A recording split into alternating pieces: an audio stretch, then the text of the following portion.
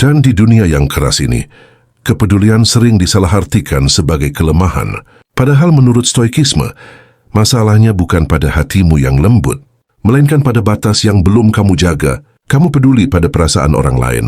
Kamu memikirkan kata-katamu agar tidak menyakiti siapapun. Kamu menahan emosi, menelan kecewa demi menjaga suasana tetap tenang. Namun perlahan kamu lelah, bukan karena hidup terlalu berat, tapi karena kamu memikul beban yang seharusnya bukan milikmu. Stoikisme mengajarkan satu hal sederhana namun keras. Tidak semua hal berada dalam kendalimu. Perasaan orang lain bukan kendalimu. Penilaian mereka bukan tanggung jawabmu. Reaksi mereka bukan kewajibanmu untuk perbaiki. Kamu bisa berbuat baik, tapi kamu tidak wajib membuat semua orang nyaman. Ketika kamu terus berusaha menyenangkan semua orang, kamu sedang mengkhianati dirimu sendiri, sedikit demi sedikit. Dan pengkhianatan yang paling menyakitkan adalah yang kamu lakukan pada diri sendiri. Marcus Aurelius pernah mengingatkan, jika sesuatu bukan milikmu untuk dikendalikan, lepaskan. Peduli itu kebajikan, tapi peduli tanpa batas adalah penderitaan. Kamu bukan lemah karena kamu menangis, kamu bukan lemah karena kamu merasa sakit. Kamu bukan lemah karena hatimu masih bisa tersentuh. Yang membuatmu terluka adalah ketika kamu lupa satu hal penting, dirimu juga layak dipedulikan. Stoik tidak mengajarkan untuk menjadi dingin. Stoik mengajarkan untuk menjadi tenang. Tenang dalam memilih apa yang layak mendapat energimu dan apa yang harus kamu lepaskan. Belajarlah berkata dalam hati, aku sudah melakukan yang terbaik. Sisanya bukan urusanku. Tidak semua pesan harus dibalas. Tidak semua masalah harus kamu selesaikan. Tidak semua orang harus kamu selamatkan. Kadang langkah paling bijak adalah mundur. Bukan karena kalah, tapi karena kamu memilih menjaga kedamaian batinmu. Kamu boleh peduli, tapi jangan sampai kepedulianmu menjadi penjara. Karena kekuatan sejati menurut Stoikisme bukanlah menahan semuanya, melainkan mengetahui kapan harus berhenti. Dan hari ini, jika kamu merasa lelah, ingat ini baik-baik. Kamu tidak lemah. Kamu hanya terlalu peduli. Dan jika engkau masih bertanya dalam hati, lalu apa yang harus aku lakukan dengan rasa peduli ini? Stoikisme tidak menyuruhmu mematikannya. Ia menyuruhmu mengarahkannya dengan bijak. Peduli pada hal yang bisa kamu kendalikan. Peduli pada sikapmu. Peduli pada nilai hidupmu. Peduli pada cara kamu merespons dunia. Bukan pada bagaimana orang menilaimu. Bukan pada apakah semua orang menyukaimu. Bukan pada drama yang tak bisa kamu ubah. Karena setiap kali kamu cemas pada hal di luar kendalimu, kamu sedang menyerahkan ketenanganmu secara cuma-cuma. Epictetus pernah berkata, bukan peristiwa yang menyakitimu, tapi penilaianmu tentang peristiwa itu. Kamu terluka bukan karena orang berubah. Kamu terluka karena berharap mereka tidak berubah. Kamu kecewa bukan karena mereka mengecewakan, tapi karena kamu menaruh harapan terlalu tinggi pada manusia. Stoikisme mengajakmu berdamai dengan satu kenyataan pahit. Manusia tidak selalu adil, tidak selalu tahu berterima kasih, dan tidak selalu peduli seperti yang kamu lakukan. Dan itu tidak apa-apa. Kamu tidak perlu mengeraskan hatimu untuk bertahan hidup. Kamu hanya perlu menguatkan pikiranmu. Belajarlah membedakan mana empati, mana pengorbanan diri yang berlebihan. Jika memberi membuatmu hancur, itu bukan lagi kebajikan. Itu pengabaian diri. Kamu berhak berkata cukup. Bukan karena egois, tapi karena kamu ingin tetap utuh. Stoikisme mengajarkan, jangan hidup untuk tepuk tangan. Hiduplah sesuai dengan prinsip. Dan prinsip itu sederhana. Jaga ketenangan batinmu di atas segalanya. Saat kamu mulai menjaga jarak, akan ada yang menyebutmu berubah. Saat kamu mulai tegas, akan ada yang menyebutmu dingin. Biarkan, penilaian mereka bukan cermin jiwamu. Itu hanya cermin pikiran mereka sendiri. Kamu tidak diciptakan untuk menjadi solusi bagi semua orang. Kamu diciptakan untuk hidup dengan bermartabat. Jadi jika hari ini kamu belajar tidak membalas pesan yang melelahkanmu, itu bukan kelemahan, itu kebijaksanaan. Jika hari ini kamu memilih diam daripada menjelaskan pada orang yang tak mau mengerti, itu bukan menyerah, itu ketenangan. Dan jika hari ini kamu memilih dirimu sendiri, setelah terlalu lama memilih orang lain, itu bukan ego, itu penyembuhan. Ingat ini pelan-pelan tapi dalam. Dunia tidak membutuhkanmu hancur demi membuktikan bahwa kamu baik. Cukup tetap berbuat benar, tanpa harus kehilangan dirimu sendiri. Karena pada akhirnya, orang stoik tidak hidup tanpa rasa, Mereka hidup tanpa dikuasai oleh rasa, dan di sanalah kekuatanmu berada. Dan mungkin di titik ini kamu mulai sadar bahwa selama ini kamu tidak sedang hidup terlalu sensitif.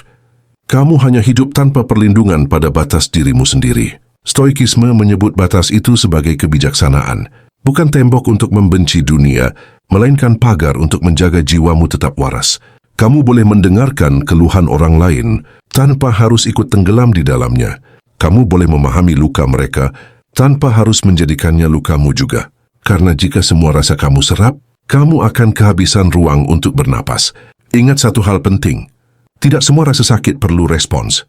Tidak semua ketidakadilan perlu reaksi. Kadang ketenangan adalah jawaban paling berkelas. Stoikisme mengajarkan seni menguasai diri, bukan seni menguasai orang lain. Dan orang yang menguasai dirinya sendiri tidak mudah terseret oleh emosi, pujian, atau celaan. Kamu tidak perlu menjelaskan dirimu pada semua orang. Orang yang benar mengerti, apa dimengerti. Dan yang tidak, sekeras apapun kamu menjelaskan, tetap akan salah paham.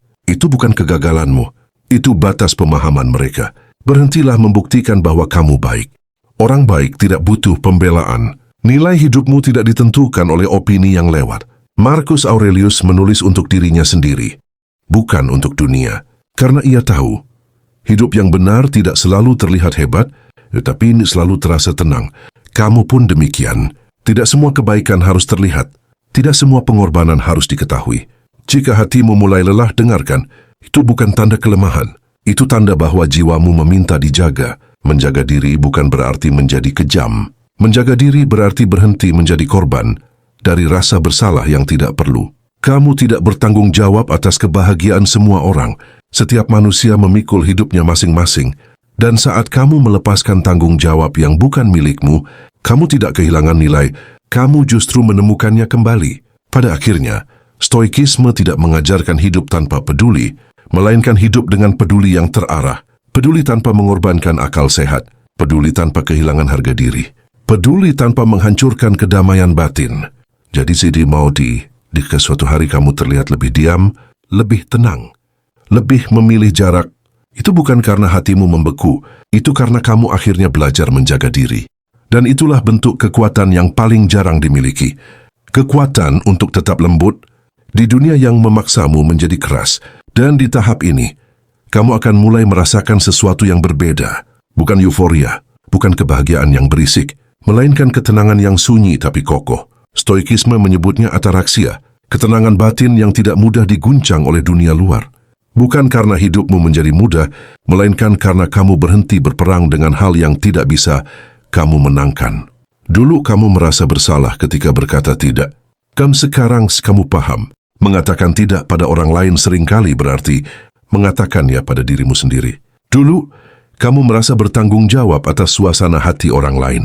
Sekarang kamu mengerti, setiap orang dewasa bertanggung jawab atas emosinya sendiri. Ini bukan tentang menjadi dingin. Ini tentang menjadi jujur pada kapasitasmu. Stoikisme tidak menuntutmu menjadi sempurna. Ia hanya memintamu untuk sadar apa yang menguatkanmu dan apa yang mengurasmu. Jika sebuah hubungan membuatmu terus merasa kecil, itu bukan ujian kesabaran. Itu peringatan.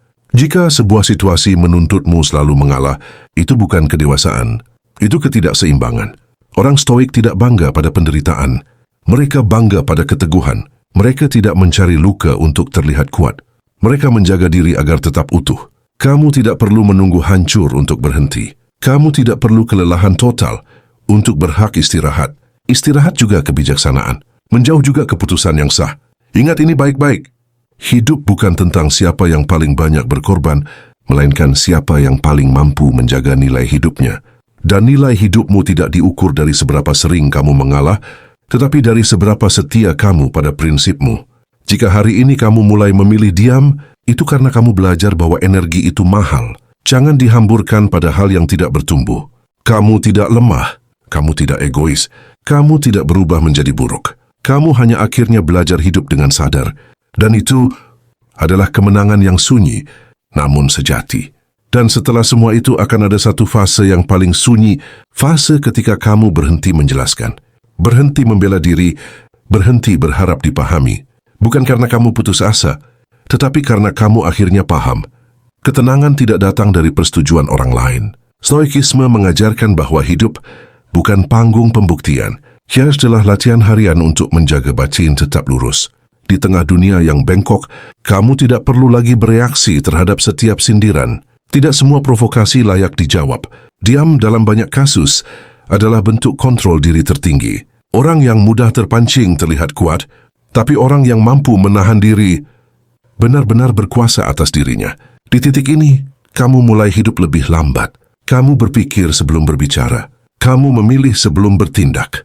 Dan kamu berhenti menyesal atas pilihan yang sudah kamu sadari sepenuhnya. Kamu tidak lagi menyalahkan dirimu karena merasa lelah.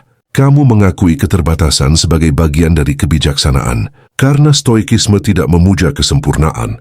Ia memuja keteguhan karakter. Lebih baik konsisten dalam kebaikan kecil daripada heroik tapi menghancurkan diri. Lebih baik sederhana tapi tenang daripada hebat tapi gelisah. Dan mungkin untuk pertama kalinya, kamu merasakan hidup tanpa dorongan untuk menyenangkan semua orang. Kamu berbuat baik karena itu benar, bukan karena takut ditinggalkan. Kamu membantu karena mampu, bukan karena merasa wajib. Disinilah kepedulianmu berubah bentuk. Tidak lagi mengikat, tidak lagi menyakiti. Tapi matang, kamu peduli tanpa larut. Kamu hadir tanpa kehilangan diri. Kamu mencintai tanpa mengemis. Stoikisme menyebut ini kebebasan batin. Bebas dari rasa bersalah yang tidak perlu. Bebas dari ketergantungan pada validasi. Bebas dari keharusan menjadi segalanya bagi semua orang. Dan pada akhirnya, jika kamu menoleh ke belakang, kamu akan tersenyum pelan, bukan karena hidupmu sempurna, tapi karena kamu berhasil melewatinya tanpa kehilangan integritas. Jadi jika suatu hari dunia kembali mengujimu, ingat apa yang telah kamu pelajari. Gaisusu boleh peduli, tapi jangan sampai tenggelam. Kamu boleh lembut, tapi jangan sampai rapuh. Kamu boleh memberi, tapi jangan sampai habis. Karena hidup yang baik, menurut stoikisme, bukan hidup tanpa luka, melainkan hidup dengan jiwa yang tetap utuh, meski pernah terluka. Dan selama kamu masih menjaga itu, kamu tidak pernah kalah. Kamu tidak lemah. Kamu hanya terlalu peduli. Sekarang belajarlah peduli dengan bijak. Jaga hatimu, jaga pikiranmu, jaga batasmu. Karena ketenangan batin adalah bentuk kekuatan paling tinggi